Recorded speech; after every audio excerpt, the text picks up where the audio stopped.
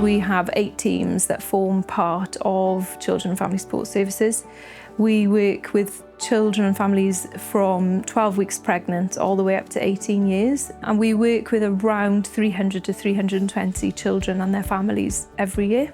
We work with our children, young people and families to shape our offer of our service. The Baby and Mind group was developed because parents gave feedback to say that they felt some groups in the community maybe weren't as accessible for them. So we put a group together and now deliver it ourselves. We very much focus on ascertaining exactly what it is that the family are looking for, what their issues are, what their concerns are, gaining the child's voice, the child's wishes.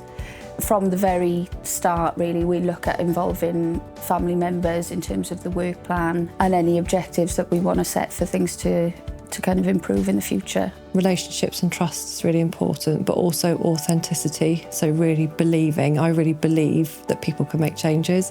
I really believe that people deserve the right support at the right time. And I think because the families that we work with understand that we all believe in them, we believe that things can get better, I think that's why it works. It's helped massively with my anxiety and mental health, mixing with other people because I'm not sociable.